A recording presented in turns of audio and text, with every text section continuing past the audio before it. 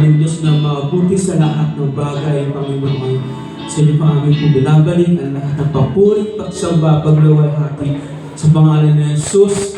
Amen at amen. Sabi naman pong praise sa mga verse ko sa Psalms chapter 95 verse 1 and 2. Tayo po lahat po ay magbasa po. Okay? 1, 2, 3, go! Come, let us sing for joy to the Lord. Let us shout aloud to the rock of our salvation. Verse 2, let us come before Him with thanksgiving and extol Him with music and song. Hallelujah! Praise God!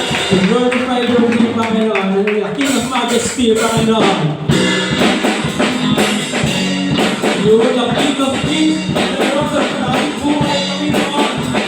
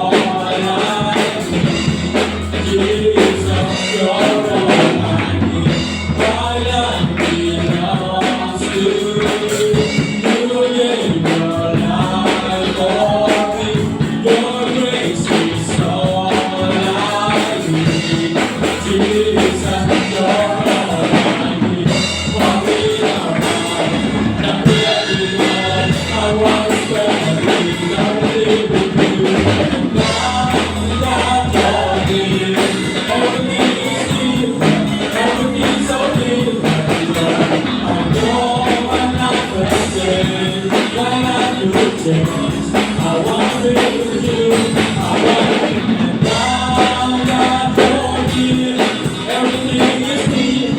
Everything is so good. I know I'm not the same. Why not you change? I want to be with you. I want to be with you. I want to be with you. I want to be with you. Amen.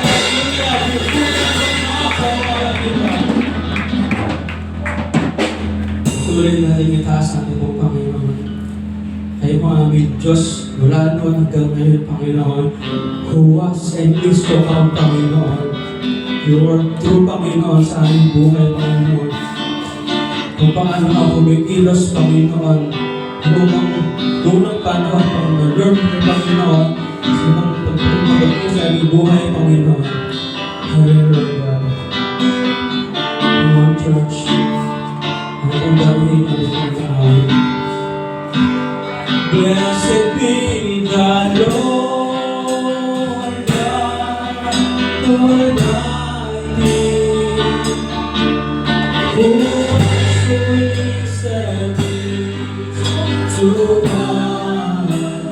Blessed be the Lord God Almighty, who reigns forevermore. Blessed be the Lord God Almighty, who was, who is, and is to come. Blessed be the Lord God Almighty, who reigns forevermore.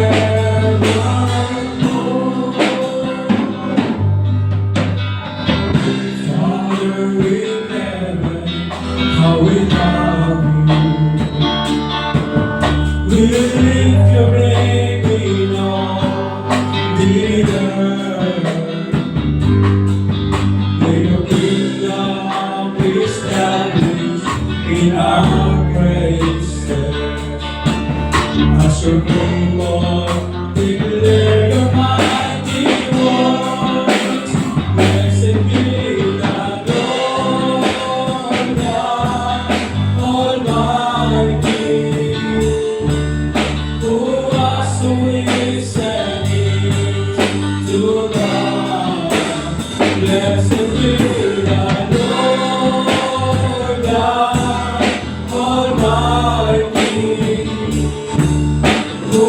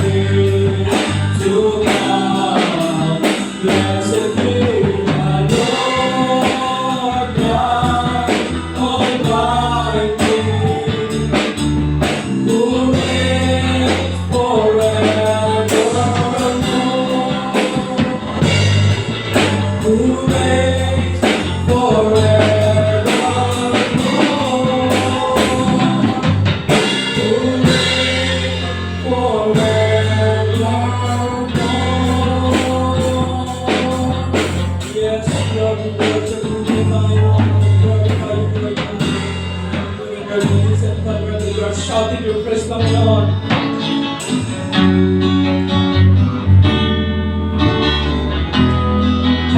Shout to the Lord on the earth, let us sing. Power and majesty, praise to our King. Mountains bow down and the seas will roar at the sound of your name. I sing for joy at the words of your hands. Forever I love you, forever I stand. Nothing compares to the promise I have. It's up to the Lord on the earth, let us sing. Power and majesty, praise to the King. Mountains bow down and the seas will roar at the sound of your name. I sing for joy at the work of your hands. Forever I love you, forever I stand. Nothing compares to the promise I have. Nothing compares to the promise I have. Nothing compares to the promise I have in you. Puri po ang Panginoon. To God be the glory. Say we pray. Amen at amen. Hallelujah. Sige po ba, maaari na po tayo maupo. Tayo po ay tumako sa panalangin. Panginoon, sa umaga po ito, salamat po sa iyong biyaya. Salamat sa malayang Lord, pag-aawitan, pagsamba, na ikaw lamang po ang karapat-dapat purihin, sambahin sa Espiritu at katotohanan. Lord, patuloy na pagpalain mo po sa umaga po itong mga anak at sa pamamagitan ng aming mga pasasalamat, patuloy po namin malulhati, maparangalan ang iyong nakilang pangalan. Sa umaga po ito, Lord, salamat po sa mga kapatid po namin na nagdaos ng kanilang kaarawan. Salamat sa panibagong taon na pinagkaloob po sa kanila. Dumadalangin po ko, Panginoon, na ang mga taong ito na iyong pinagkakaloob ay patuloy, Lord, na maging pagpapala po sa kanilang buhay. Ang iyo pong kapangyarihan, O Diyos, patuloy po nilang maranasan. Ikaw ang Diyos na kumalinga. Ikaw ang Diyos na magpala po sa kanilang buhay. At dalangin ko po, Lord, kung paano po sila ingatan, pinagnubayan mga nakaraang mga taon ng kanilang buhay. Kaya ngayon din po, Lord, maranasan din nila, Lord, sa muli, sa taong ito, yung pinagkaloob po sa kanila. Lord, salamat din sa mga kapatid po namin, kung meron man po na nagdaos ng kanilang anibersaryo ng kasal, patuloy mo pong pagpalain, O Diyos, ang kanilang pagsasama. Dumadalangin po ako, Panginoon, na ang iyong biyaya ay patuloy na sumagana, ang kanilang pagsasama, patuloy mo pong patatagin, ano man yung, Lord, maaaring mga pagsubok, ano man yung maaaring mga problema, na maaaring na pagdaanan, dumadalangin po ako ng kalakasan na nagmumula po sa iyo, ay paranas mo po sa kanila. Ikaw ang Diyos na patuloy na sumamat pumatagpo sa kanila. Dumadalangin po ako na ang iyong pag-ibig ang siyang manatiling bigkis ng kanilang pagsasama. At lalo pang mas maging malalim ang kanilang pag-ibig sa isa't isa. Lord, sa umaga po ito, salamat din sa mga panalangin, mga kahilingan na binigyan mo po ng katuunan. Lord, salamat sa patuloy mo pong pagtugon sa mga bawat dalangin po namin na nilalapit po sa iyo. Lord, ikaw ang Diyos na patuloy na sumama po, Panginoon. Ikaw ang Diyos na patuloy na magkaloob ng mga patuloy na pagtugon, Panginoon, sa mga panalangin ng iyong mga anak. At ikaw ay tapat sa iyong mga pangako. Sinabi mo po na sa sino magtatawag sa iyong pangalan ay Lord, iyong tutugunin. Lord, sa umaga po ito, malapit na mga pasasalamat ay ang paglapit namin muli sa iyo sa pamamagitan, Lord, ng mga panalangin may kinalaman sa buhay ng aking mga kapatid. Lord, sa umaga po ito, kung meron mang panalangin patungkol sa kalusugan, dalangin ko po, Lord, patuloy mo pong panatilihin ang kalakasan, ang kalusugan ng Panginoon sa aking mga kapatid. Patuloy mo po iparanas ang iyong patuloy na kabutihan, kapangyarihan sa kanila. At dalangin ko po, ikaw ang Diyos na patuloy na mag-ingat, magpala po sa kanila. Sa umaga po ito, kung meron mang kahilingan patungkol sa kagalingan, sino man po may karamdaman sa aming mga kapatid, dumadalangin po kami, Panginoon, na ang kagalingan ay iyong ipagkaloob. Ang iyong kapangyarihan ay patuloy po nilang maranasan. At dalangin ko po, Diyos, na patuloy na hipuin mo po sila sa pangalan mo po, Panginoon Jesus. Ibangon mo po sila sa balik ng karamdaman. At bigyan ng kagalingan, anumang karamdaman na mayroon po sila. So, umaga po ito, kung mayroon mang kahilingan sa mga pangangailangan, ikaw ang Diyos na magpuno sa mga pangangailangan ng iyong mga anak. Lord, turuan mo po na maging tapat ang bawat isa upang ang iyong biyaya ay patuloy na dumaloy. Lord, ipaunawa mo po ang iyong mga pamantayan na Lord, ikaw ang Diyos na kung saan nagpapala at mula sa iyong pagpapala ng anak mo po na pinagpapala ay nais mo pong maging daluyin din naman ng pagpapala po. Lord, para sa iglesia ito, para sa ibang tao, dumadalangin po ako, Panginoon, ito ang Diyos na Lord, tumugon at magpuno sa anumang mga pangangailangan po nila. Ito man ay material, ito man ay pisikal, Panginoon. Ito man, Panginoon, ay spiritual. Ikaw ang Diyos na magpala po sa kanila. Sa umaga po ito, Lord, kung meron mang kahilingan patungkol sa mga problema, Panginoon, dumadalangin po ako. Bigyan mo po ng kalakasan ng aking mga kapatid na kanilang ma-overcome ang anumang mga pagsubok na maaaring dumating po sa kanila. Ikaw ang Diyos na magpatatag sa kanilang pananampalataya. Dalangin ko po ang kalakasan pagkaloob mo po. Ngayon hindi naman, Lord, yung pagkaunawa sa mga bagay na, Lord, na nais mo pong iparating, Panginoon, sa kanila. Nakalaki, Panginoon, Lord, yung mga bagay na dumadating sa amin ay ang iyong pagtutuwid, Panginoon, sa aming mga buhay. Upang iangkop sa iyong kalooban. Upang, Lord, mabuhay kami ayon po sa iyong kalooban.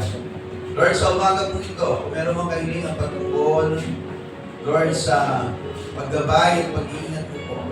Ikaw ang Diyos na patuloy na sumama. Ikaw ang Diyos na kumalinga sa iyong mga anak at sa mga mahal nila sa buhay na kanilang dinadalangin. Maraming pong salamat at sa umaga po ito, ihanda mo pong puso ng bawat isa na sa aming pag-aaral, matuto kami, maunawaan po namin ang iyong salita, mabuhay kami ayon po sa iyong salita. Salamat po, Diyos, sa umaga po ito, sa pangalan ng aming Panginoon Jesus. Amen. Amen. Okay, salamat po sa atin. Salamat po mga pahayag po natin. Announcements po natin. Mayroon sa Isidro Worship Service every Sunday po at 2 p.m. Youth Service tuwing Sabado po at 4 p.m.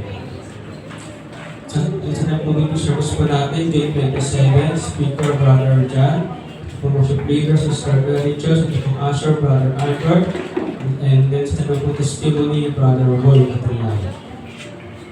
As ito po gawain for next Sunday, June 30, speaker, Sister Elaine Timasaka, ito pong worship leader, Sister Jasmine Borgo. As well for encouragement, Brother Ray Acosta, isa pong tagalikot ng handog, Brother Bernard Toquinto. For the last time, ayan, kung kayo pa ipauwi na namin yun. So, hoping din na yung nga place, yung po sa mga buhay ko daw, na parang di kayo mahinto. Amen. Hallelujah. Hindi sa lang po, sa po ang preferred sa amin po, ang ating pong Pantaligon family. Praise God din po. Hindi sa lang po, ay communication or tupagin po Sabado at 8 a.m. Ito lang po yung sabi pong sa prayer po natin gathering. Ito po ay para po sa YM po. July 28 a.m. hanggang ang kanya pong lugar is sa Iron Kainta sa Mulog. Dito po yung College fee na 100 pesos. And see teachers po meeting. Ito po, mamaya po. Ito po Sunday service po. Mamaya po. Isa na po ang prayer po for this Sunday. Salamat po sa buhay ng Pielago family. President po ang kailangan po. Ito po ay wala ang peace po. Sa ito pong buhay na saan po po sa mga tayo, mga saan po bibigyan ng ministry sa church po natin. Hallelujah. And then sige po na po ang God's message. Dahil po itigil po mga puso, po mga Bible po, po message po natin, na natin po Pastor Manny Castro. Hallelujah po sa amin po.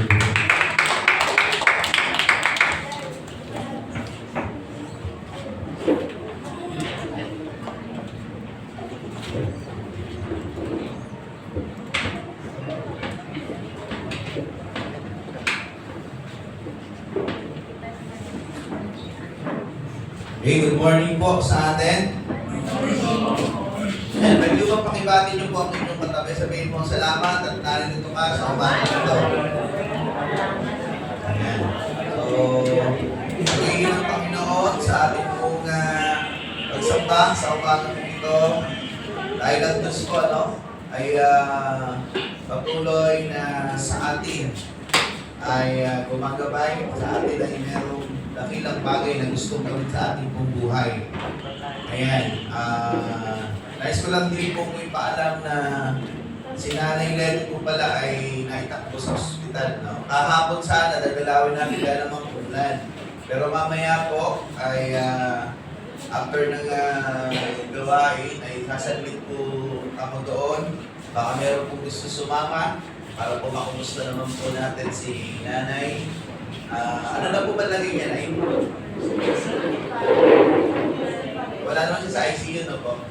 Okay, so, ang ano po yata ni Nanay Letty ay parang low blood po, no? Okay, hindi siya high blood. Low blood naman. Okay, so, yun. Ang inaakala ko kasi, high blood, no? Pero low blood pala siya. So, kailangan niya magkakain talaga ng... okay. So, yun po, para lang po sa kaalaman ng ating mga kapatiran. Ayan, kaya mamaya, bago tumumo ng since alas 2 naman po tayo, pupunta doon mamaya sa siguro po mga alauna, kapunta po tayo doon. Para matalo naman natin ang ating kapatid, si Nanay Letty, at may panalangin po natin.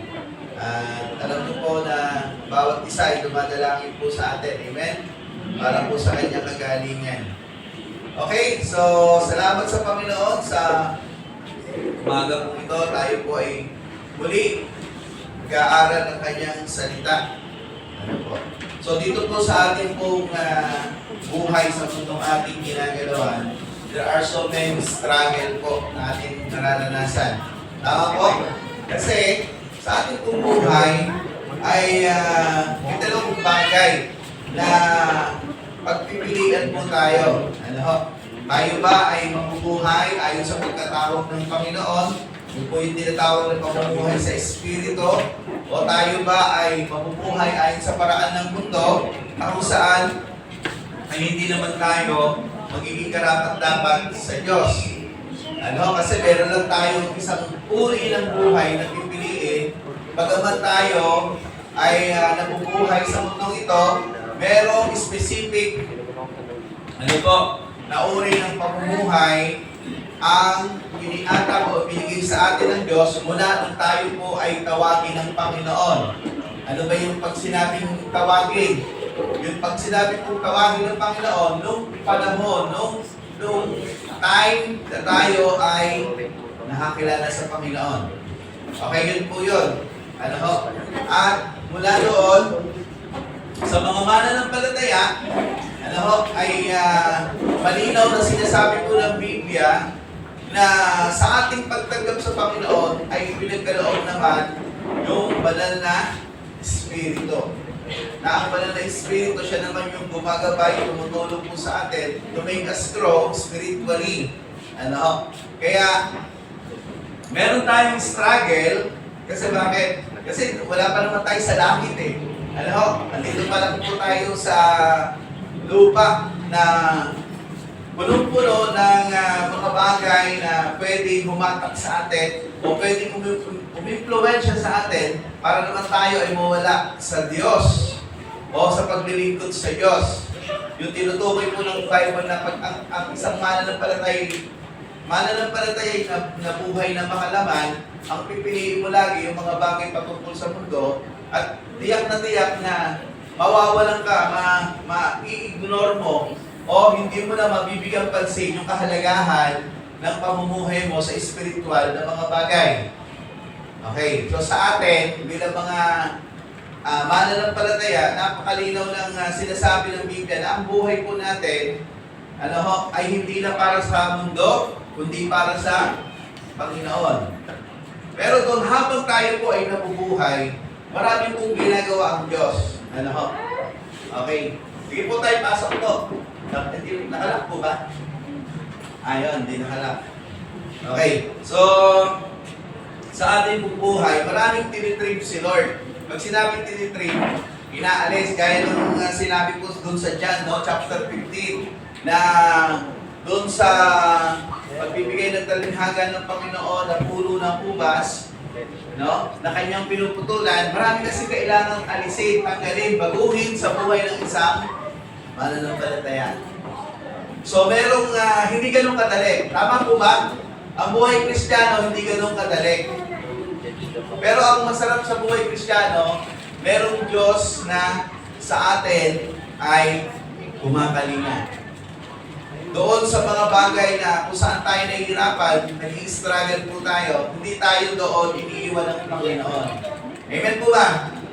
Okay. Kasi minsan nagkakaroon ng feeling yung mga Kristiyano parang pinabayaan na siya ng Diyos. Hindi po totoo yun. Ikaw, maaari mong iwan ng Diyos, pero ikaw hindi ka iiwan ng Diyos. Di ba sabi ng Diyos, hindi kita iiwan, hindi pababayaan man. At dito po sa ating pag-aaral, tingnan po natin kung gaano kahalaga yung pagsama po ng Diyos, ano ba yung ginagawa ng Diyos, ano ba yung plano ng Diyos sa buhay po natin. Okay, kung kayo po ay may Biblia, samahan niyo po ako dito po sa aklat ng Roma, Kapitulo 8, talatang 28. Sige po, tayo po lahat ay magsitayo at atin pong basahin yung mga talata, dalawang po yan, dalawang translation na nilagay ito, isang English. Sa English translation po, lagi ko pong nilalagay po dyan, ESV. Pero marami pong translation. Ito lang kasi yung parang mas gusto kong translation. Ang ESV po ay English Standard Version. Yan po yan, kaya ESV. So basahin po natin yung talata, Romans 8:28. Ang sabi po dyan, and we know that in all things God works for the good of those who love Him, who have been called according to His purpose. Dito naman po sa Tagalog, sabi ko po, alam natin sa lahat ng bagay ang Diyos ay gumagawang kasama ang mga nagmamahal sa Kanya. Ang mga tinawag ayon sa Kanyang panukala sa kanilang ikabubuti. Pinagpala po ng Diyos sa Kanyang mga salita, tayo po ay sunundaling manalangin. Panginoon, sa aming pong pag-aaral sa umaga pong ito, Lord, ihanda mo po kami. Kung meron ka man po nakikitang mga pagkukulang, mga pagsuway o karumihan sa aming puso. Kami po ay nagpapalinis sa iyong banal na dugo.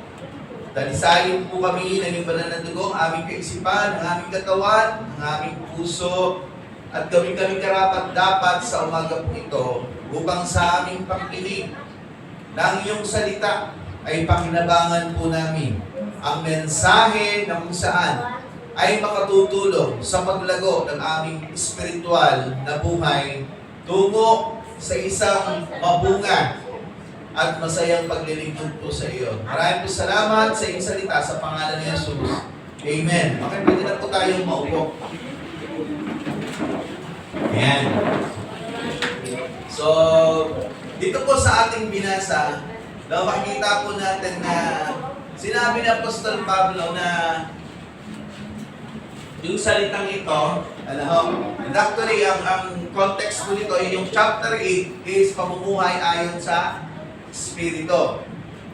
So, kinuha natin isang verse, pero ang context po nito, makikita po natin, ang isang Kristiyano talaga ay nag-i-struggle sa kanyang buhay pananampalataya, pero andyan yung Holy Spirit to help him, tulungan, para lumago, para maiangkop ang buhay ng isang mananampalataya na tinawag ng Panginoon, maiangkop sa kalooban ng Diyos. Ibig sabihin, mga kapatid, yung buhay natin, hindi pwedeng sa dalawang, di ba? Sa dalawang ilog tayo mamamangka. Alam niyo yung kasabihan ng mga matatanda? Okay, parang hirap na ngayon magsabi ng mga kasabihan ng matatanda, parang hindi na maintindihan ng ano. Okay, so parang ganito, no, yung buhay mo, dalawa yung ginagalawan. Di ba? Nabubuhay ka ayon sa pamantayan ng mundo, at the same time, nabubuhay ka rin ayon sa gusto ng Diyos. Ang tawag po doon, pagka ganun yung klase ng uri ng buhay ang pinamuhay mo, carnal, Christian ka tinatawag. Ibig sabihin, ang buhay mo, nagagamit pa rin ng mundo, bagamat ikaw ay isang mananampalataya. Kaya nga, hindi ho pwedeng, hindi pwedeng ganun eh. Sinabi na ng Panginoon, di ba? Na hindi tayo pwedeng mamuhay ayon sa takbo ng sanlibutan. Di ba? Ang namumuhay ayon sa takbo ng sanlibutan, umibig sa libutan ay nakikipag-away sa Diyos. Napakalinaw po yun. Kasi, iba ho yung sistema pag sinabing sanlibutan. Pagka sinabing sanlibutan, andyan yung impluensya ng kaaway.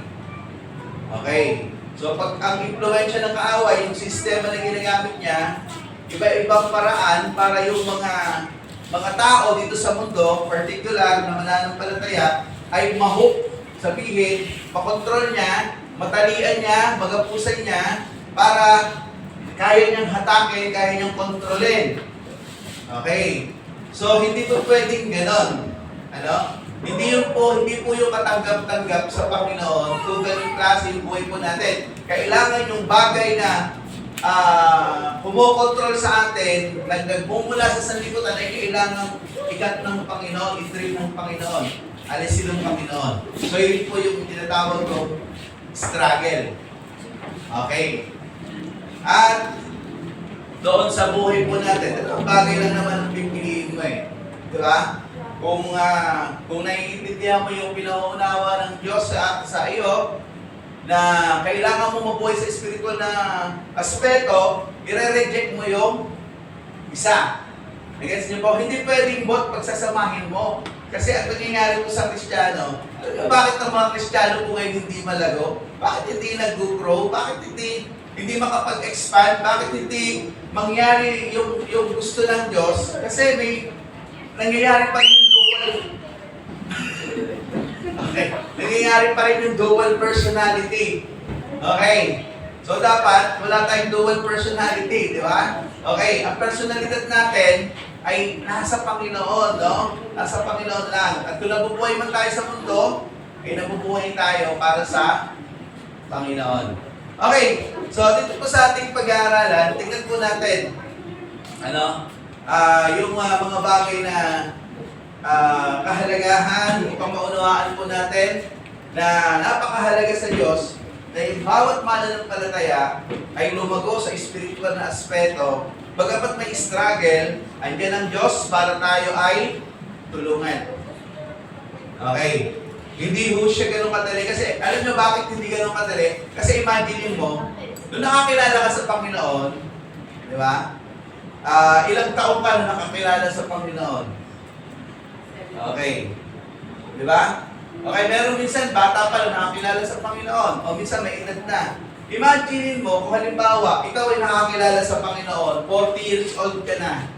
Kunyari lang po halimbawa. Sino ba dito yung 40 years old? Yan, lang tama na ba? Wala pa naman, no? 30? 30? Wait! Okay. 35. Ilan ka na, 35?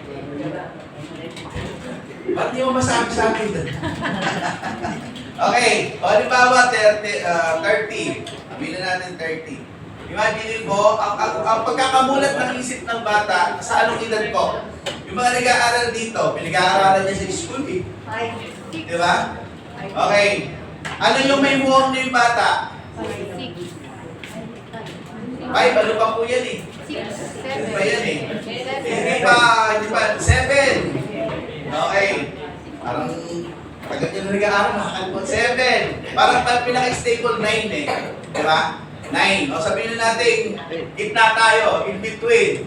8. Okay, di ba? In between ng 7 tsaka 9. O 8 years old, meron ka lang Kasi, yung pagkaalam sa mabuti at masama, andyan na yan, automatic, nakalagay na sa natin yan. No? Nakaano na sa puso ng tao. No? Kaya nga, sa edad na yun, imagine mo, yung impluensya ng mundo, di ba? Okay, i-impluensyahan ka ng mundo sa ganung edad, umabot ka ng 30, gaano ka naka-impluensyado ng mundo, magiging buhay mo na yan, sa madaling salita. Lifestyle mo na yung mundo. Kasi sa tagal ng panahon eh. Di ba? Okay, so napakahabang panahon, hinubog ka na ng mundo. Ngayon, darating pa kayo, pagkakataon naman na ikaw ay nakakilala. Halimbawa, di ba? 30 ka. Yung pang 30 mo, nakakilala ka rin sa Panginoon. Okay, so yun yung time naman na doon ka naman huhubugin ng Panginoon, aalisin ka naman ng Panginoon, yung sistema ng buhay mo sa mundong iyong ginagalawan at dadalhin ka sa spiritual na pamumuhay. Merong struggle o wala? O, yung rito. Merong struggle o wala? Meron. Kasi bakit? Kasi ang buhay mo ay nasanay sa buhay ng mundo. Di ba? Kaya nga, napakahalaga na yung tulong ng Panginoon eh. Kaya andyan yung Holy Spirit to make us grow. Ang Holy Spirit tumutulong po sa atin para hubugin tayo sa spiritual na aspeto na gusto ng Diyos. So, ayun po yung ating titingnan sa umaga pong ito sa ating pag-aaral. At pinamagatan po ang ating pinamagatan ko po ang ating pag-aaral na pakibasa po. God always at work. God always at work. Ano po sa Tagalog yan? Ang Diyos ay Yung mga teacher dito. Okay, ang Diyos ay palaging gumagawa. Okay. Ibig sabihin, ang Diyos hindi siya tumitigil. Ano ba yung kantang You never stop, di ba? You never stop working. Ano bang pamagat na ginagawa natin? Waymaker po. Waymaker. Sabi niya doon, He never stop working. Which is true. Ang Diyos po, 24/7, walang hintong gumagawa. Kasi alam niyo kung bakit? Kasi siya yung kumukontrol ng ng universe. Siya kumukontrol ng sistema ng mundo. Yung tinatawag po nating yung natural environment po natin. Meron niyang sistema. Yung hangin kung saan umiihip. Imagine niyo, kung wala kumukontrol dyan, may harang ba yung mundo? Wala naman di ba? Pag yung mga natin, yung sa NASA, di ba, pag pupunta sila sa buwan, walang harang yan. Di ba? Open yan. Pero can you imagine, bakit yung hangin di tumatakas? Di ko makawala. Di ba? Bakit yung oxygen pwede yung umalis pwede yung mawala Naisip nyo na ba, bakit yung oxygen, hindi naman siya nakakulong, pero nananatili doon sa surface ng mundo. Kasi, ang Diyos ang kumukontrol. Bakit yung dagat? Hindi kung saan siya nilagay ng Diyos, yung hangganan, hindi siya sumasampa. Kasi kinokontrol niya ng Diyos eh. Hindi niyo ba naiisip pag pumunta ka ng dagat? Tingnan niyo po yung dagat. Pag nagpabiyahe ka, tingnan niyo. Ito yung lupa, nakaangat yung ano eh. Napapansin niyo? Di dapat kung hindi nakaangat yung, di mataas yung ano ng dagat, dapat pantay yun. Wala kang makikita. Kasi yung lupang hangganan ng dagat, nakikita mo eh.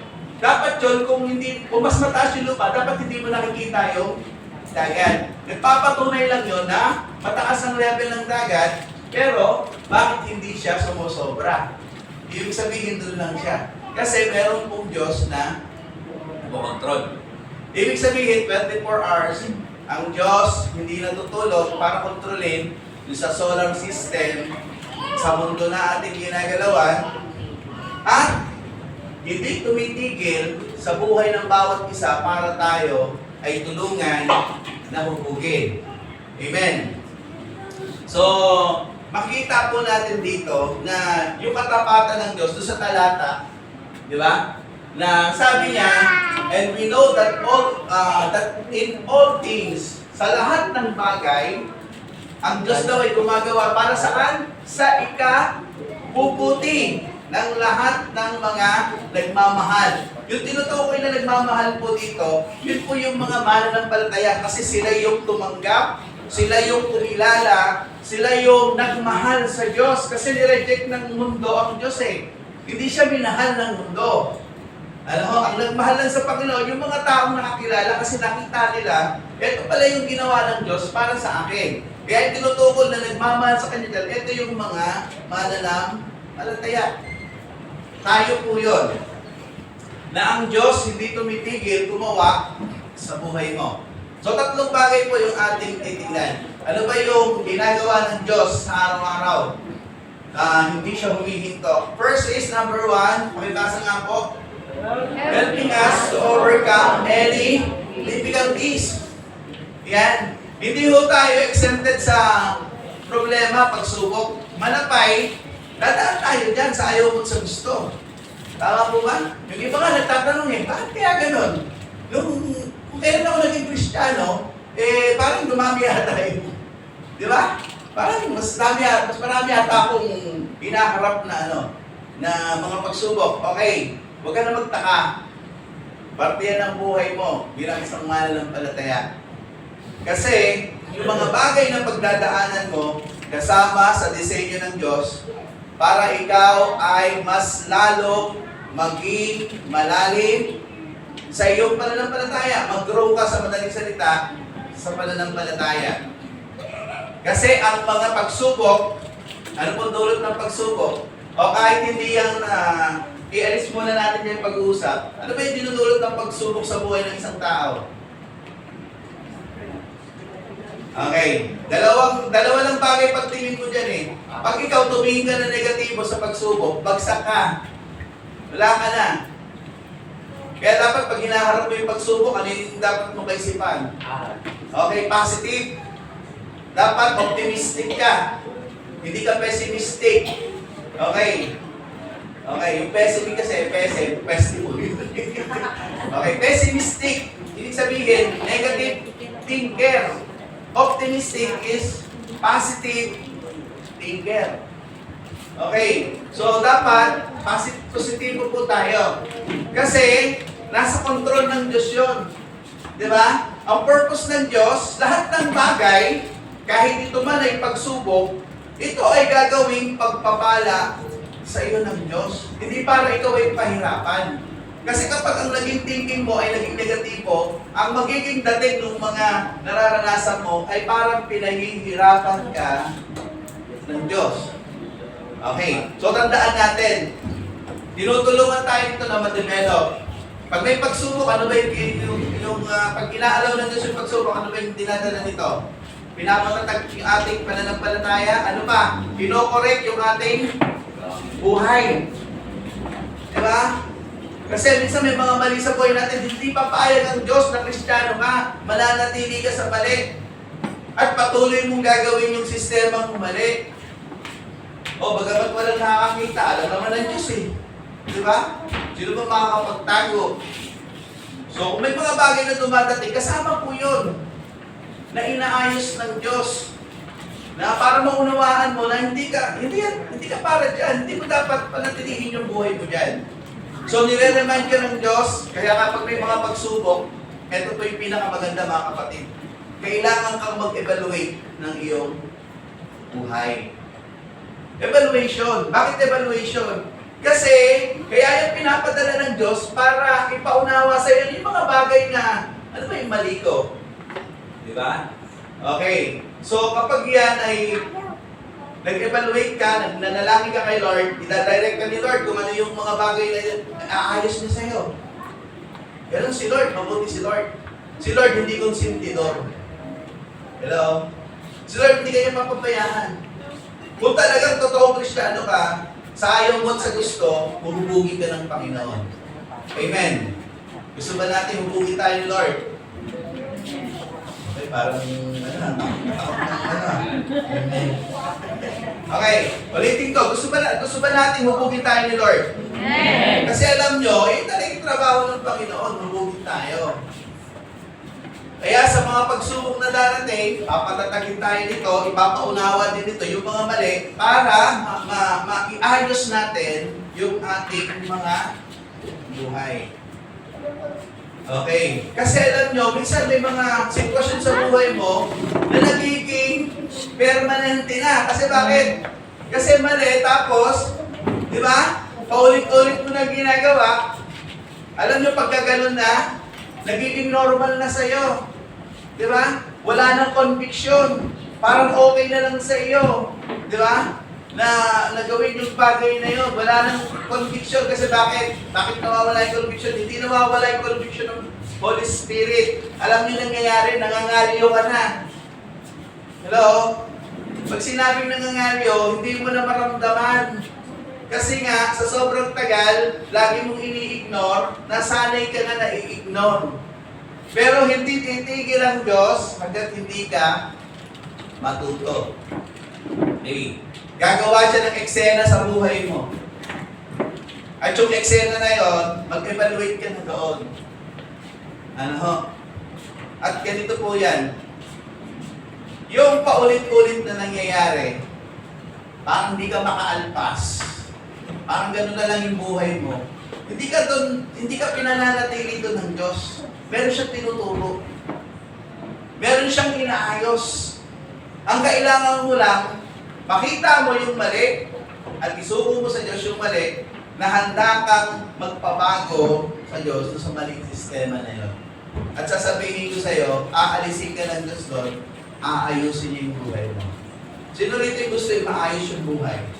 Taas mo kamay. Pag di kayo nagsabing maayos buhay, gusto nyo magulo. Di ba? Okay lang tayo, di ba? Sino ba yung taong ayaw ng maayos na buhay? Pero sa totoo lang, yung kaaway, hindi rin tumitigil gumawa. Minsan, sinasanay ka na niya sa mali. Di ba? Sasabihin niya, okay lang naman. Okay lang naman yan. Di naman nila alam, okay lang naman yan. Wala naman nakakita. Di naman niya mapapansin. So, napakatindi po nun. Hanggang sa masanay ka na. Sa mali. Okay.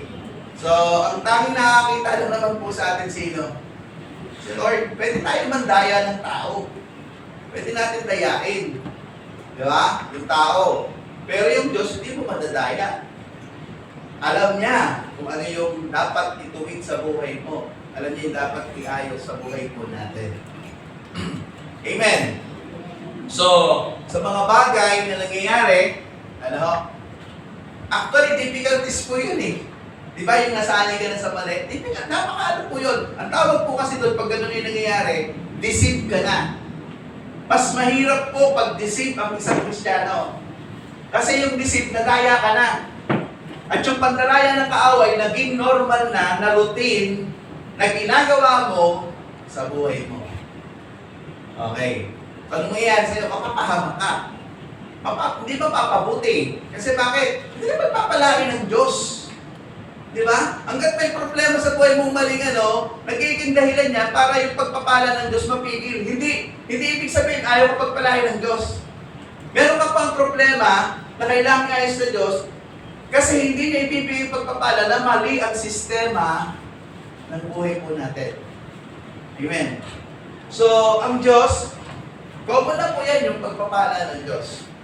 Kasi kapag inayos mo yung buhay mo, kasunod ka, pagpapala talaga. Pag inayos mo buhay mo, susunod ka talaga sa Diyos. Ano po, mga kapatid? So, sabi niya po rito, tutulungan niya tayong makapamuhay ayon sa kalooban ng Diyos. Okay. So, yung Diyos po natin, siya po yung tumutulong sa atin para makapamuhay ayon sa kanyang kalooban.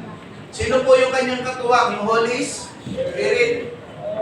Okay, kahit may struggle, pag pinili mong sumunod sa kalooban ng Diyos, tutulungan ka ba ng Diyos?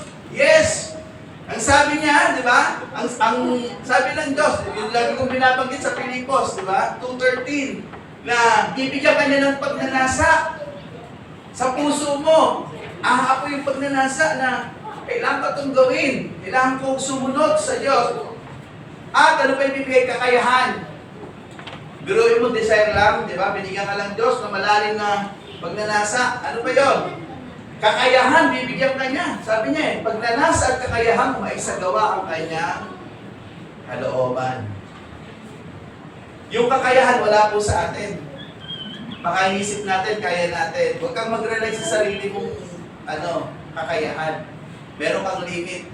Hindi mo kaya yung kaaway na wala ang Diyos. Sa totoo lang.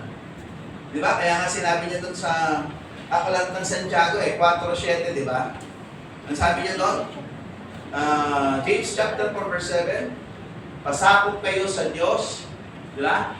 Yung word na pasakop, ibigay mo yung buhay mo, ipakontrol mo yung buong buhay mo sa Diyos. Ano pa sabi niya? Pasakop kayo sa Diyos, labanan ninyo ang dyablo at lalayuan niya kayo. Paano lalayo yung kaaway? Hindi sa sarili mong paraan. Lalayo yung kaaway dahil ikaw ay nakapasakop sa Diyos habang nilalabanan mo siya. Gets po ba natin? Hindi yung sa sarili mong paglaban, ay ako Kristiyano ako, lalabanan ko yan. Hindi, masakop ka. Pakontrol mo yung buhay mo. Ilagay mo yung buong buhay mo sa kamay ng Diyos, sa kapangyarihan ng Diyos. At doon mo labanan yung kaaway. Ibig sabihin doon, kapag nilalabanan mo ang kaaway, yung kapangyarihan ng Diyos ang kumikilos sa buhay mo para mo siya matalo. At ang sabi niya, labanan mo ang diablo, lalayuan niya tayo. Dahil doon sa kapangyarihan ng Diyos, hindi dahil po sa atin. So yung tulong ng Diyos na binibigay, yung Holy Spirit, hindi kanya, lagi mo yung kasama po natin, lagi nagre-remind. Tingnan mo, pag nagkakamali ka, dati nung hindi ka Kristiyano, pag nagkamali ka, okay lang eh. Di ba? Nung hindi ka Kristiyano, pansinin mo, pagyayabang mo pa nga eh. Di ba? Okay. Yung mga tatay nga na nagiinuman, di ba? Pagyayabang pa eh, pare, nababae kami nung nakarang araw. Di ba? Doon sa, Alibang-bang. Okay. Parang may nakakaalam dito ng Alibang pa. Alam siguro ng mga ito, parang bakit kaya alam yung pastor yun? Sa Alabang. Hindi, narinig ko lang po yun. Alibang-bang sa Lagubang, no? Okay, narinig ko kasi sa mga boss namin eh. Kasi nagtrabaho ko dyan, Quezon City. Sa Sirigil, nagtrabaho kami dyan eh.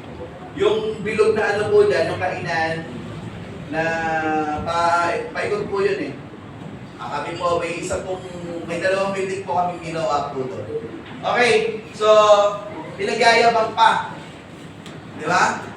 Pero, makita natin, ganun po, kapag wala yung kilos ng Espiritu, nung hindi ka Kristiyano, hindi ka mananampalataya, pagyayabang mo yan, okay lang sa'yo, walang kwenta sa'yo, pero nung nakakilala ka, tignan mo. Bakit meron kong emosyon na nararamdaman, hindi ka mapakali pag nagkamali ka? Ito mo yung Holy Spirit. Ngayon, dapat kang nakikinig po doon. Ulitin ko po, dapat kang nakikinig. Kasi bakit? Kasi tinutulungan ka niya na yung mali mo ay mai-ayos mo. Pero may mga Kristiyanong hindi pinakikinggan yun. Ulitin ko pag ikaw ay Kristiyano din pinakikinggan yun, palala ka ng palala. Hanggang sa yung ginagawa mo, normal na sa'yo. At kapag normal na sa'yo, alam yung gagawin, babaguhin niya yung utak mo. Dedepensahan mo na ngayon yung mali. Ganun pa yung mundo. Okay. So dahil hindi ka nakinig, hindi ka na-correct, ang buhay mo ngayon na natili ka doon, naging normal na sa'yo. Ang mahirap dyan, magiging routine mo na yung buhay mo na yun, which is not good.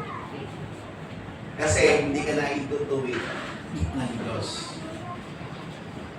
So, ang gagawin ng Diyos, magbibigay ng mga pangyayari sa buhay mo, i-correct yung buhay mo. Kaya mga kapatid, yung mga pangyayaring dumadating po sa atin, nagre-remind po sa atin yan na mahal tayo ng Diyos. Amen? May mga kinokorek lang si Lord. May mga tinitrain si Lord. Ang kailangan lang natin mag-response kasi kapag hindi ka nag-respond, ikaw din yung kawawa. Kasi una yung blessing, hindi mo tatanggap yung blessing. Di ba? Okay, yung buhay mo, mananatili sa kontrol ng mundo, papahirapan ka ng mundo, papahirapan ka ng sistema ng mundo. Hanggang sa ikaw ay mawala na sa Panginoon. Okay, so, may mga struggle tayo, pero kapag tayo, dapat ang response mo natin, open yung puso natin. Amen? Dapat ang Kristiyano, open yung puso sa pagkukorek ng Diyos. Kapag may mga pangyayari, mag-pray na tayo. Mag-pray natin, Lord, ano ba yung gusto mong ituro sa pangyayaring ito na nagaganap sa buhay ko? Lord, ano ba yung gusto mong i-correct sa akin? Ano ba yung mga bagay na nais mong ituwid? Ano? So, masarap po na may nagko-correct sa atin ng Diyos sa tulong ng banal na Espiritu. Yung nararamdaman mong pagka nagkakamali ka, yung nararamdaman mong merong hindi ka mapakali, kilos ng Holy Spirit yun. Huwag mong i-ignore kasi masasanay ka sa buhay na mali. Darating panahon kahit na kinakausap ka na ng banal na Espiritu, hindi mo na siya papansinin. Yun po yung tinatawag kong nangangalyo ka na. Pag nangalyo ka na, yung pakiramdam, nawawala na po. Hindi lang po sa physical na may kalyo, sa spiritual po may kalyo din. Mas matindi po yun. Ano po? Okay, so, yung pagtulong ng Diyos, aangkop ka niya yung buhay mo, kukorek, aayusin, kailangan lang, meron tayong puso na mapagpakumbaba na nagpapakorek tayo sa Diyos. Diba? Paano ba tayo kinokorek ng Diyos? Through message, kinokorek tayo ni Lord. Tama? Halimbawa, itong mensahe na to. Diba? Ibig ko sabihin, may mensahe lang to kasi ito lang talaga yung nakita ng pastor para i-message. Hindi po. Ang Diyos ang kumikilos every message. Si Lord ang nagpe-prepare. Pinapahanda lang sa amin. Para ano yun? Para sabihin sa mga nakikinig. Iayos ang buhay ng mga nakikinig. Dapat ang response mo natin, nandoon yung, Lord, papaayos ko sa iyong buhay ko. Yung puso mo na handang magpakumbaba. Kasi tandaan po natin yung pride. Hindi pagkilala sa mali mo. Yung pride, dedepensahan mo pa yung mali mong nagawa. Pwede kang gawin mo dyan na i-manipulate mo eh. Di ba? I-divert mo sa mga tao yung maling ginawa mo para sila ang mapagbintangan. Mas matindi na po yun. Di ba? Kasi bakit? Manipulation na po yan. Alam niyo po yung nangyari kay David? Di ba yung una? Hindi naman kasi siya agad nagsisi si David eh. Nakagawa siya ng kasalanan, ginawa niya, hinayaan niya lang. Nagkaanak na ano na nga eh, di ba? Nabuntis na nga yung babae. Gagawa siya ng paraan. O, kailangan pauwiin niyo si Urias. Para papagpayin niyo, para ano. Sabi niya kay Urias, Urias, huwag ka muna pumunta sa labanan. Relax ka muna sa inyo. Huwag ka muna sa bahay niyo. So, para mapagtakpan yung mali. No? Kaso si Urias, hindi, matapat na kawal eh. Hindi siya umuwi. Andun pa rin siya sa ano? Doon sa tarangkaan sa pintuan ng ano, ng syudad. Nagbabantay. Walang magawa si ano. David, ang ginawa niya, ang isang ginawa niyang paraan. Okay. Pagka hindi nagsisi, gagawa po ng ano manipulation. Pinutusan niya yung kanyang commander. Ang sabi niya, dalhin mo si Urias doon sa mababangis nating away. Gawin niyo siyang front liner. Ilalagay po si Urias sa harap.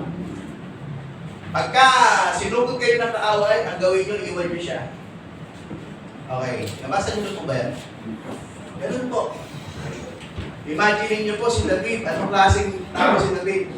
Matuwid po yan sa harap ng Diyos. Pero napabayaan niya rin yung kasalanan. Ang ginawa ng kasalanan sa kanya, in-influensyahan siya. Huwag sundin ang Diyos at sundin yung kamalian hanggang yung simpleng kasalanan niya na uwi sa magpatay. Ibig sabihin yung kasalanan, habang pinapabayaan mo, tututuloy yan. Pero later on, kaso masyado ng malalay nangyari, nawasak na yung pamilya eh. Hindi nyo, makikita nyo po yung ang dinala ng disaster ng kasalanan niya sa ano niya, pamilya. Kasi ang kasalanan po, merong curse. Hanggat hindi mo tinutuwid yan, hindi pagpapalain ng Diyos yung buhay mo. Kung mahihirapan ka, hindi yung pahirap na yun galing sa Diyos. Galing yun doon sa curse nung kasalanan, nung maling ginagawa. At yung mga pangyayari na nangyayari sa buhay mo, ay bunga yun nung kasalanan. Anong ginawa ni David? O later on, nakita niya, di ba ganun nangyayari? Bumalik siya sa Diyos. At actually, yung tamang pinakasolusyon eh. Nung bumalik siya sa Diyos, anong ginawa ng Diyos? Pinayos ng Diyos ang buhay niya. Pinatawad siya ng Diyos, pinayos na muli yung kanyang buhay. Ganun po ang Diyos. Ayaw lang, sa totoo lang, ayaw ng Diyos na mangyari kay David yun. Pero choice po yun, Nino, ni David. Because we have free will. Kaya sa buhay natin, kahit Kristiyano tayo, hindi po kinontrol ng Diyos yung free will po natin. Malaya ka pa rin magdesisyon. Pero dapat mong isipin, kung ikaw ay pinili na ng Diyos, ni Kristo, di ba, tinubos ka na ng kanyang dugo at ng kanyang buhay, eh wala ka ng karapatan sa sarili mo. Ang may control dapat si Jesus. Kaya dapat ang response mo natin, siya yung dapat natin sinusunod, hindi po yung ating sarili. Kasi the moment na sinunod mo yung sarili mo, yung lordship mo kay Jesus bilang isang Kristiyano ay nawawala. Nawawalan siya ng kabuluhan. So, yun po yung maganda doon, no? Sa pagtulong ng Diyos, eh, meron siyang ginagawa. At sa ginagawa naman ng Diyos, dapat nagre-response naman po tayo ng, ano po, tama po ba o mali? Dapat tama. Okay, kung di ka nag-response ng tama, ano po alam niyo po mangyayari? Tatamaan ka.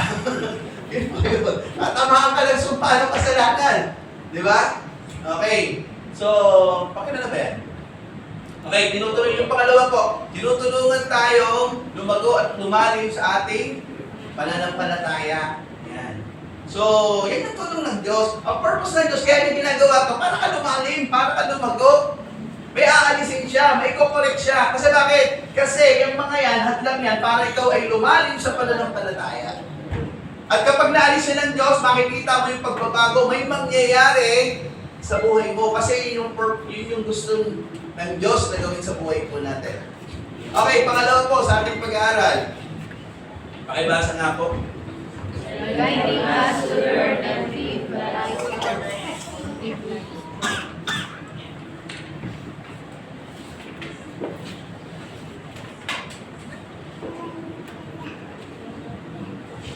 Okay, sabi niya dyan, guiding us to learn and live life's purpose.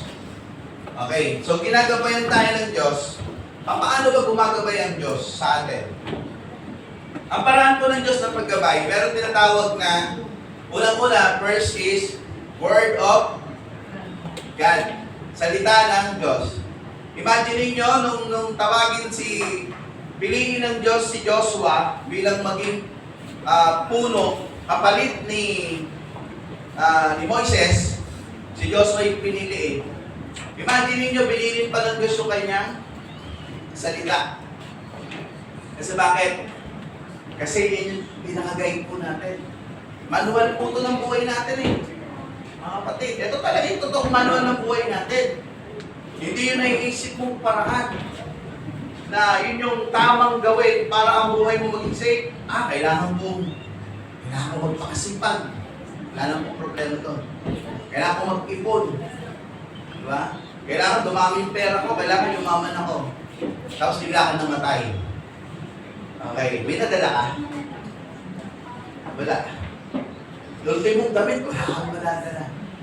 Kasi sa totoo lang, yung pinagkakahumalingan ng tao dito sa mundo, wala namang katuturan yan. Sa totoo lang, pag namatay ka, lupa ka lang babalik, iiwan mo lahat. Di ba? Actually, pinaghirapan mo, pag-aaway-awayan pa yan ng ano eh. Kung may anak ka, magpapatayan ka dyan sa kayamanang iniwan mo. Di ba? May mga ganun. Yung mga magulang nilang merong mga lote sa probinsya, di ba? Nagtatagaan, di ba? Yung isa na, yung sa balita, pinugutan ng ulo yung, ewan kung kapatid ko, no? Ano? Ganun katindi. Ano? Yung mga bagay dito sa mundo, tinuturuan ka lang, tinuturuan tayong maging greedy. Ano? So, busin mo yung oras mo dyan, wala ka nang mapapala. Ano po? Hindi ko sinabing maging tamad po tayo. Di ba? Ang ibig ko lang sabihin, dapat ang pangunahin po sa buhay po natin ay yung layunin ng Diyos po sa atin. Hindi natin nakakalimutan. So yung guide ng Diyos, ano po yun? Salita ng Diyos. Ano dapat gawin dito? Kung ito yung guide ng buhay mo, ano gagawin mo dyan? Saan ko na lang papasahin yan? Nakikinig naman ako ng mensahe ni Pastor. Binabasa naman ni Pastor. Okay. Ang dami mo na-miss sa buhay mo. Kasi bakit? Hindi mo binabasa yung salita ng Diyos. Kasi dyan, iko-correct ka ng Diyos. Tama? Ang salita ng Diyos, nagko-correct. Di ba? Basahin niyo po yung Timothy sa 2 Timothy 3:16. Di ba? Ano po sabi niyo doon? Ang kasulatan ay kinasihan ng ang lahat ng kasulatan ay kinasihan ng Diyos at magagamit sa paggawa ay sa pagtuwid sa likong gawain, sa pag-akay sa pagsabay sa maling gawain, pag-akay sa matuwid na mamumuhay. Meron pa pong binanggit ito puro sa kabutihan ng tao. Para daw po may ayos, may angkop yung buhay ng isang tao pinili para ihanda sa gawain ng Panginoon. Ano yung dinudulot ng salita ng Diyos? I-ayos, i-correct, itama, i-angkop ang iyong buhay. Guide mo yan. Di ba? Mapa mo yan. Patungkol yan sa buhay mo, tapos wala kang panahon. Di ba? Ngayon, yung panahon mo naubos saan? Sa mundo. Okay, wala na pala akong mic. Kala ko meron pa. Malakas na talaga boses ko. Kala ko meron pa talaga yung mic. Okay, ayan pala. Okay, malakas na pala talaga boses ko. Kahit wala akong mic siguro. Okay, nasa na ba ako? So yung guide po natin, yung Word of God, mga kapatid, huwag natin kalimutan. Sa wala kang panahon. Kasi kung wala kang panahon dyan, eto, dalawa lang yan eh. Wala kang panahon sa salita ng Diyos. Nasaan ngayon yung panahon mo? Nasaan? Nasa mundo. Dalawa lang yan eh, di ba? Mundo o yung salita niya. Di ba? Word or world. Yan lang yan eh. Di ba? Kaso sa world, merong letter L na nakalagay. Alam niyo yung L na yun, kung ano yun? That's the lie of the devil. Nagsisinungaling siya sa iyo. Nasabihin niya, ito yung mas importante, itong mundo, mag-enjoy ka rito. Dito masaya. Diyan sa Bible, naku, boring dyan. Pag binasa ko lang, nagilip ka dyan. Okay. Kaya nga dahil yung influensyado ka lang mundo, tignan mo, pag nagano ka lang boring talaga. Kasi bakit? Mas lamang yung influensya na eh. Kaya kailangan baguhin yung sistema na yun. Parang ganito, nasanay ka sa shifting ng gabi, nagpupuyat ka ng gabi, di ba? Isang taon ka ng gabi ginagawa mo, tapos matutulog ka ngayon ng maaga, magagawa mo. Hindi kasi bakit? Nasanay yung routine ng buhay mo sa sistema gano'n. Pero magagawa mo yon kapag sinanay mo ang sarili mo ulit. Ibig sabihin yung Word of God, talagang sa una wala kang gana yan. Pero kailangan mong sipagan. Kasi bakit? The more na ikaw nagsisipag, yung gana mo, bumabalik, yung alam niyo, yung parang sa pagkain na wala ka ng gana, ayaw mo talaga kumain kahit gano'ng kasarap di ba? Pero habang ginagawa mo yan, masasanay ka. Mawawala ngayon yung gana mo sa mundo, mapupunta naman sa salita ng Diyos. Kailangan baguhin yung sistema. Ginagay tayo ni Lord ng kanyang word, impression. Merong ini-impress, nangungusap ang Diyos sa puso po natin. para tayo i-correct, i-guide, para ipaunawa sa atin yung kahalagahan ng life purpose po natin. Yung panukala ng Diyos, yung plano ng Diyos, ipaalam po sa atin. Sabi niya po rito, pinahihintulutan, pakibasa niyo nga po. Pinahihintulutan niya ang mga pasuko sa buhay upang maging matatag. Okay, so, binibigay yan ng Diyos. Meron niyang lesson to learn para maging matatag po tayo. Either yan ay negative or positive sa buhay po natin. Ano, makikita po natin, may layunin ng Diyos, ang layunin ng Diyos patungo sa kabutihan ng bawat mananampalataya. So, pinahihintulot niya para may angkop yung ating buhay, may ayos sa ating buhay, ayon sa kanyang pamantayan. Yung pangalawa, please. Okay, pakibasa nga po ulit. Pinapakita sa bawat sitwasyon ang kanyang layunin upang maunawaan natin. Okay, ipinapakita sa bawat sitwasyon ang kanyang layunin. Bawat pangyayari, bawat sitwasyon, merong layunin ang Diyos. Amen? Nagkakamali ba ang Diyos? Tanong ko po kayo. Nagkakamali po ba ang Diyos? Ang Diyos perfect po. Hindi po siya nagkakamali. Yun yung description ng Bible. Kasi bakit? Kasi nga yung ano eh. Di ba? Yung mangyayari nga sa umpisa ng mundo hanggang sa dulo, alam niya nga eh. Di ba? Ibig sabihin, yung mga kaganapan, alam niya na yan lahat. Advance ang Diyos. Amen? Hello, tayo limited. Pero ang Diyos advance. Yung mangyayari sa atin sa ika-4 na taon, alam niya yun. Lahat ng mangyayari doon, alam ng Diyos yun. Ganun siya ka-advance. Kasi hindi siya natatali ng time, hindi siya natatali sa sitwasyon at sa panahon at oras. He is the God of time and space. Ano? Siya ay Diyos ng oras at ng lahat ng panahon, ng pagkakataon. Amen. Ibig sabihin, andun ang Diyos sa anong panahon. Kaya alam niya yung magaganap, alam niya yung mangyayari. So, yung mga bagay po na yan ay binibigay ng Diyos, pinapakita ng Diyos para mas maunawaan po natin. Amen. Yung paglago. Kaya nga po kapag naunawaan po natin yan, mas lalong nagiging masaya, mas lalong nagkakaroon ng kabuluhan, nagkakaroon ng saya yung ating buhay sa paglilingkod sa Panginoon. Amen po ba? Okay, pangatlo. Ito yung paborito ng iba, pagka ano na yun, tatapos na yun. Yes! Okay. So, parang yung iba, yung mga telang yata, parang hintayin yung matapos eh. Tapos sunod po, tapos agad. Bago tayo mag-umpisa. Ano? Oh, tapos na po tayo, pero pagkatapos po natin, mag-uumpisa na po tayo. Mabaliktad eh, no? Para masaya naman yung iba naghihintay na ito. Tapos na. Oo, kaiba. Hindi message yun, pabalik natin. Tapos na, pangat naman yung message. Mula sa ilalim. Okay, pangatlo po, pakibasa. Empowering you to become effective. Okay, empowering you to become effective. Okay, ang context nitong ating pinag-aaralan is pamumuhay ayon sa Espiritu. So ano ba yung work ng Holy Spirit? Empowerment. Amen? Kaya nga tingnan nyo, nung ang Panginoon umakyat, ang sabi niya sa mga alagad, hintayin nyo yung banal na Espiritu, bababa sa inyo. Sa anyo ng apoy. Hindi po yung apoy na nasusulong nakikita natin, no? So holy fire po yun, no? Na bumababa sa kanila. Okay, kasi bakit i-empower sila ng Holy Spirit para maging effective witness sa mga lugar na pupuntahan nila. So, ang empowering ba ng Holy Spirit, natigil po ba? Natigil na po ba?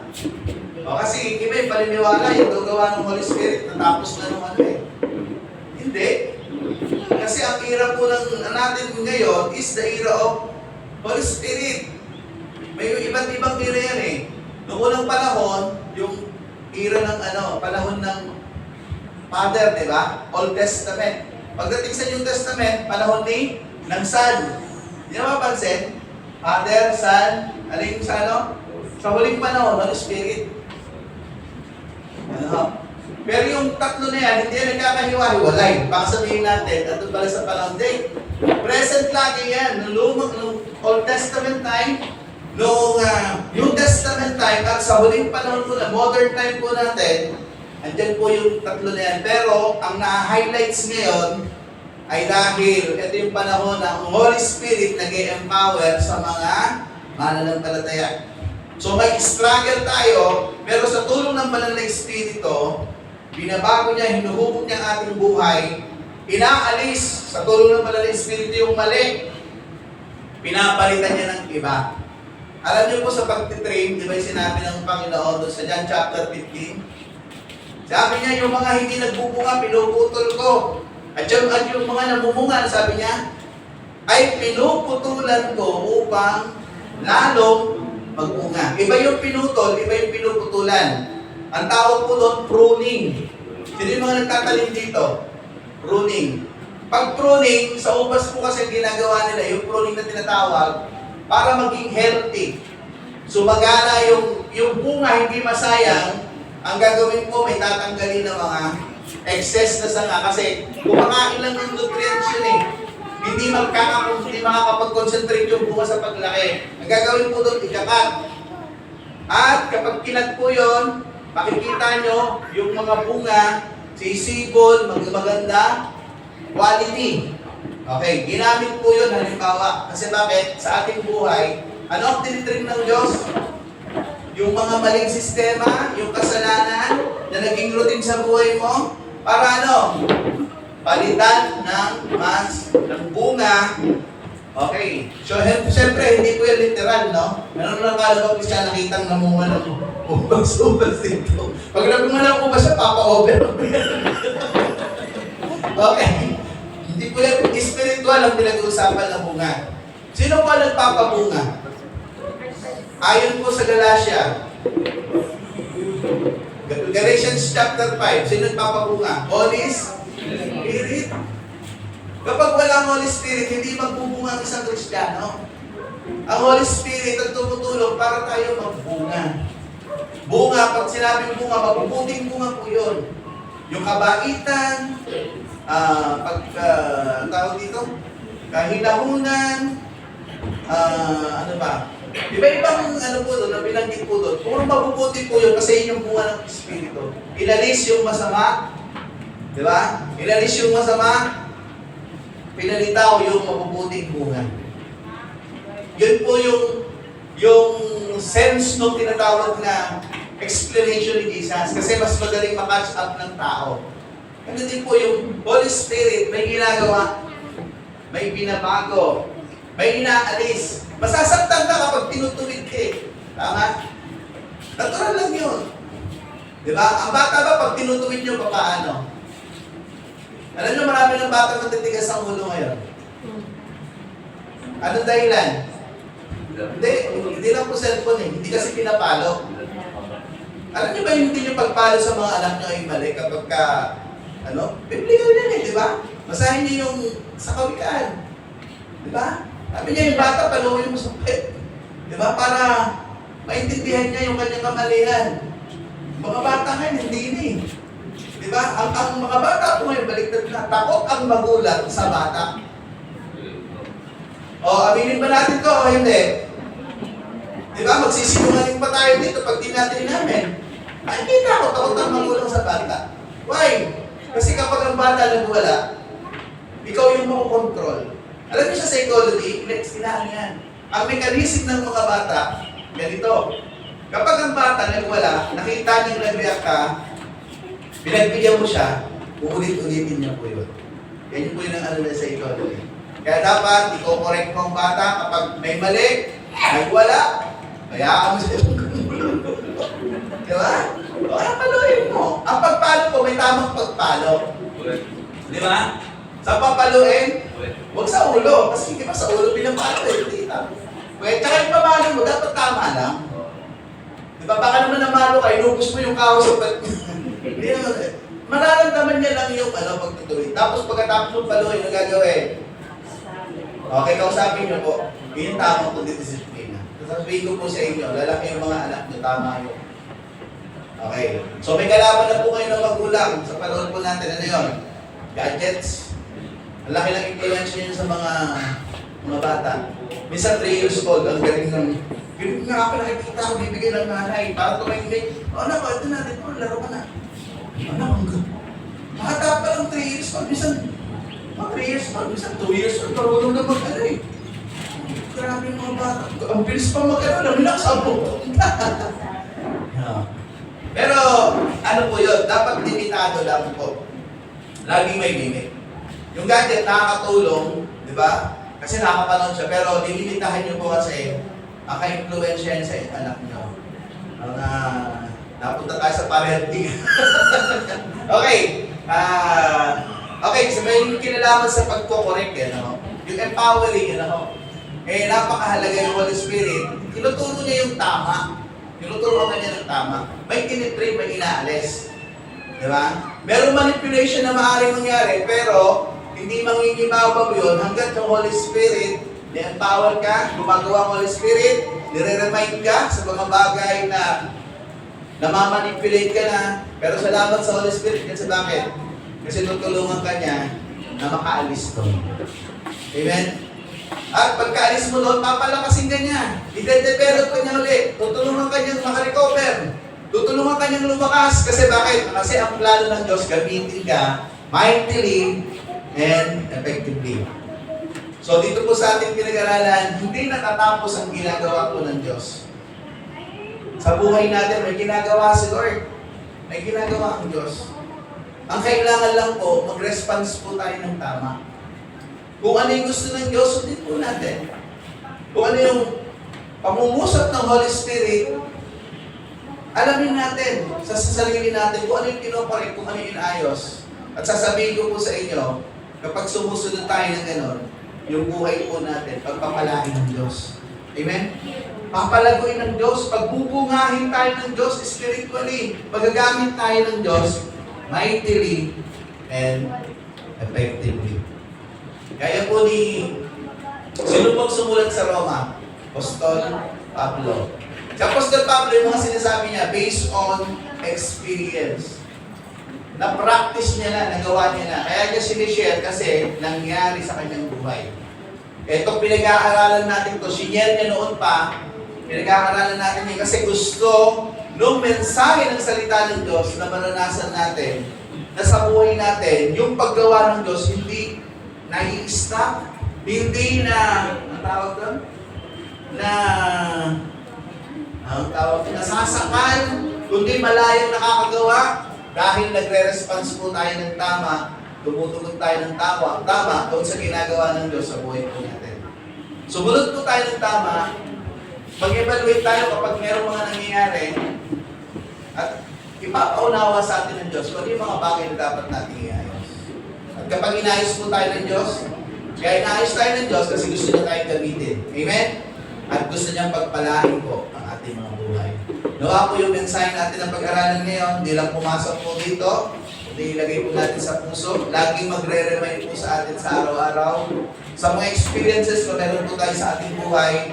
At mula doon sa ating pinag-aralan, magpapaunawa sa atin kung anong pagtugon ang dapat natin gawin sa mga nangyayari, nagaganap sa ating buhay sa araw-araw. Na ang layunin ng Diyos, malaguin, pagpalain, at gamitin tayo mightily and effectively sa pagmiministeryo natin dito po sa lupa. Pagpalain tayo ng Panginoon. Sige po, tayo po natin tumayo. Tayo po ay manalangin. Lord, salamat po sa umaga po ito, sa iyong biyaya. Salamat po sa iyong salita na nagpapaunawa po sa amin. That you are at work, Panginoon. 24/7, Panginoon, sa aming mga buhay. Hindi ka tumitigil.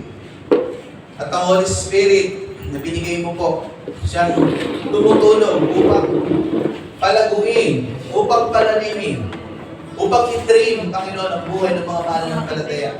Salamat po, Lord, sa iyong kaputihan. Salamat po sa iyong sinseridad. Salamat po sa iyong concern. Salamat po sa iyong pagmamahal. Dahil ginagawa mo po ito. Mahal mo kami.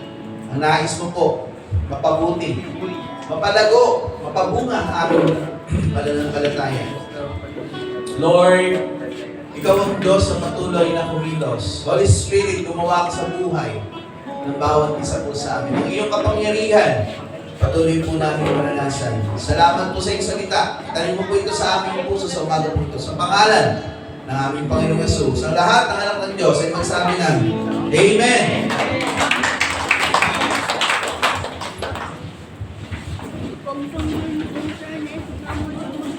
Praise the Lord. Sarap-sarap po masaya natin kung lahat po narinig. Salamat po sa Panginoon sa tuloy na pag-iwas sa ating mga buhay. Ang kasi na po, tatlo po rin encouragement ay kayo po ang nahambok sa Sister Leonie Santos. Sa mga po natin po nakaligong na handog Sister Julie po. Sister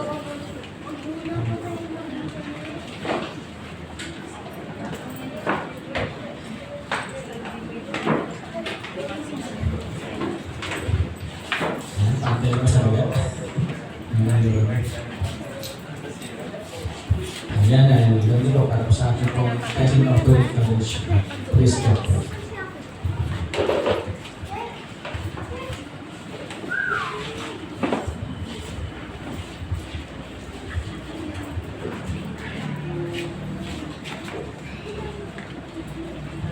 Nagkakaga po sa ating lahat.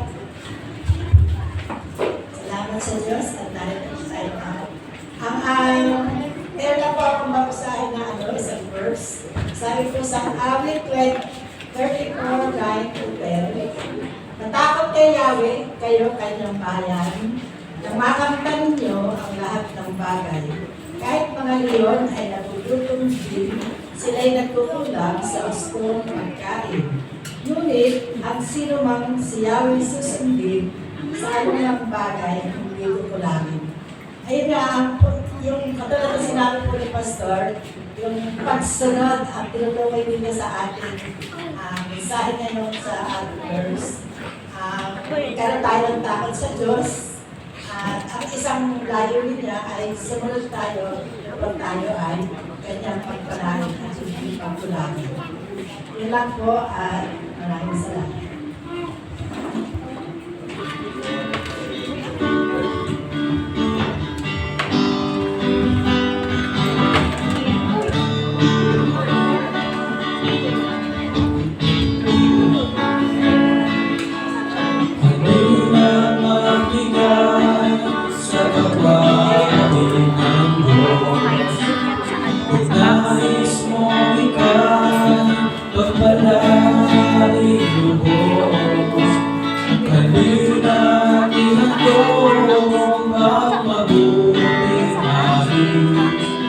Kasabay ng pagsambay pagpupuli, halina't